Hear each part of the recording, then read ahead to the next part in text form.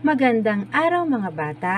Ang ating asignatura sa araw na ito ay Araling Panlipunan. Halina at samahan akong talakayin ang tungkol sa pang-ekonomikong pamumuhay ng mga Pilipino sa panahong pre-kolonyal. Ako po ang Teacher Lani. Sa araling ito ay mapag-aaralan mo ang iba't ibang uri ng mga gawaing pang-ekonomiko ng mga Pilipino sa panahon ng pre-kolonyal. Masusuri mo rin kung ano-anong mga bansa ang nakipagkalakalan sa atin at ang mga produktong dala nila bilang kapalit sa ating mga sariling produkto. Panuto. Suriin ang mga pahayag sa bawat bilang. Isulat sa sagutang papel kung ito ay tama o mali. Unang bilang. Natutong gumamit ng makinis na bato ang mga Pilipino noong panahon ng Neolitiko. Ikalawa, ang dato ang pinakamababang antas ng tao sa lipunan. Ikatlong bilang. Ang kababaihan ay walang karapatan sa lipunan. Ikaapat. Bukod sa pagiging tagapagbalita, ay tagalitis din ang umalohokan. Ikalima, mahalaga ang pakikipag-ugnayan ng bawat barangay noon para sa tahimik at matiwasay na pamumuhay. Panuto, suriin at kilalanin ng mabuti ang mga uri ng kabuhayan. Tukuyin kung anong produkto ang makukuha o magagawa nila. Isulat ang sagot sa inyong sagutang papel. Unang larawan. Ikalawang larawan. Ikatlong larawan. Ikaapat na larawan. Ikalimang larawan. At ika-anim na larawan. Sinasabing mayaman ang bansang Pilipinas noon pa man.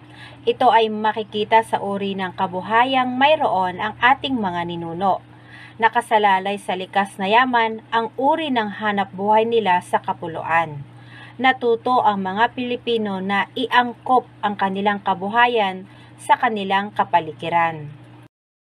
Isa sa pangunahing kabuhayan ng mga sinaunang Pilipino ay ang pagsasaka o agrikultura.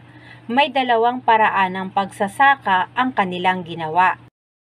Unang paraan, pagkakaingin o paghahawan at pagsusunog na paraan ng pagsasaka ay ginagawa sa burol. Ang isang paraan naman ay ang paggamit ng mga irigasyon patubig sa mga sakahang nasa patag na lugar. Ang mga palay, mais, niyog at iba pang mga punong kahoy ang ilan sa mga pangunahing pananim ng mga katutubong Pilipino. Ang lokasyon ng bansa ay napapalibutan ng karagatan, kaya iniaayon ng mga sinaunang Pilipino ang kanilang pamumuhay. Sila ay naging mangingisda at paninisid na mga kabibe, lalo na yung mga nasa malapit sa dagat at ilog. Natuklasan din nila ang paggawa ng mga produktong gawa sa hilaw na materyal, kaya nabuhay ang industriya ng pagpapalayok, paghahabi, paggawa ng mga sasakyang pandagat, at iba pa. Bukod sa agrikultura, gawain ng mga ninuno natin noon ay ang pagpapanday ng mga metal, tulad ng ginto na kung tawagin ay metalorhiya. Mahusay gumawa ng mga produkto gawa sa metal ang mga Pilipino. Barter, ang pagpapalitan ng produkto. Ang mga bansang China, Indonesia at Saudi Arabia ang mga nakikipagkalakalan sa bansa.